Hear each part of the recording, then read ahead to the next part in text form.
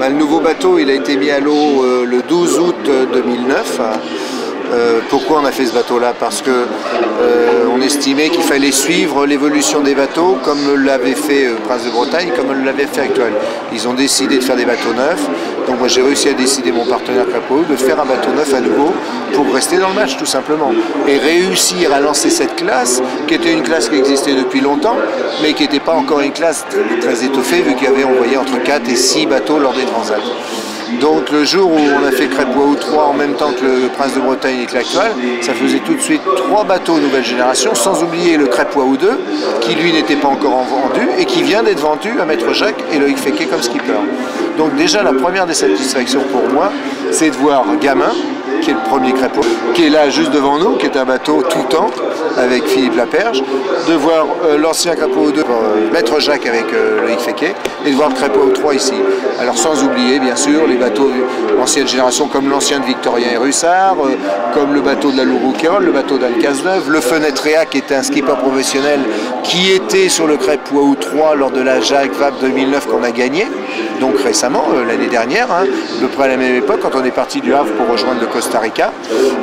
Erwan qui était le maître d'œuvre de la construction de ce bateau-là, qui a fait le suivi, l'achat du matériel et qui a fait donc en finale, en apothéose, la Jacques Vabre avec moi, qui lui se trouve maintenant sur un petit trimaran qui s'appelle Fenetrea et qui est skipper professionnel et qui, espérons-le, se décideront un jour à faire un bateau comme le Crêpe-Waouh, pourquoi pas.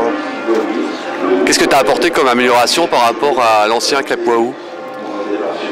C'est plus de légèreté, c'est des nouvelles formes, un peu plus puissant, un peu plus large, de 40 cm. On est au maximum de la jauge un peu partout. Donc, mais quand on regarde les bateaux de loin, le néophyte ne s'en rend pas trop compte. C'est des bras en X, c'est un mât L comme le précédent, c'est la même bulle mais un petit peu plus petite en largeur et en hauteur. Il a par contre des moulins café que l'autre n'avait pas, mais par contre Loïc pourrait très bien en rajouter parce que c'est la même disposition de meuble de winch. Une barre d'écoute qui est un peu plus avancée, un bras avant qui est un peu plus reculé. On a essayé de recentrer tous les poids en faisant un bateau plus léger. Je suppose que tu es là pour gagner? Bien sûr, quand on a un bateau comme ça, je suis effectivement là pour gagner, mais j'ai gagné 3 fois en 50 pieds, je dis bien en 50 pieds. Il y a 2 bateaux neufs, il y a Maître Jacques qui est un bateau récent aussi, qui peut vraiment jouer les troubles faites plus l'année prochaine quand il aura son nouveau mât et ses nouveaux appendices. Mais Loïc Féquet, même si c'est sa première course en solitaire, c'est un très bon, qui a fait beaucoup de Formule 18, donc je sais qu'il n'y va pas pour uniquement dire je vais traverser l'Atlantique. Il sait que traverser l'Atlantique c'est pas le plus dur. Ce qui est le plus dur c'est de traverser en allant vite et en essayant de gagner.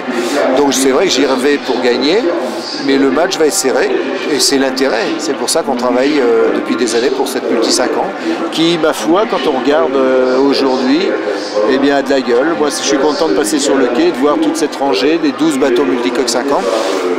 Alors toute la flotte n'est pas une flotte homogène comme les 60 pieds monocoques où il n'y a que des professionnels, mais peu importe, elle a une histoire à raconter. Il y a des amateurs éclairés, des semi-professionnels et des professionnels.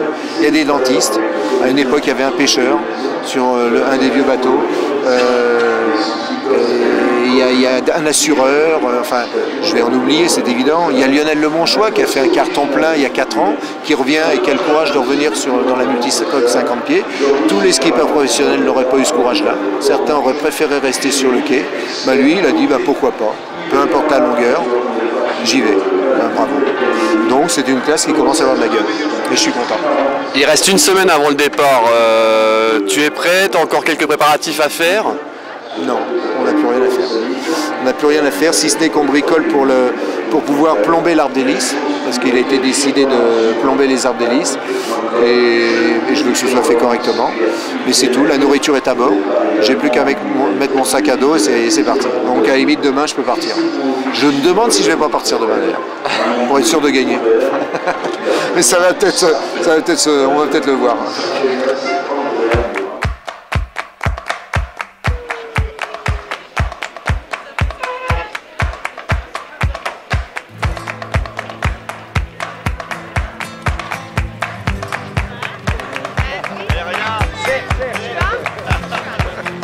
Et il va faire le rhum à ma place, ça serait mieux. Quoi.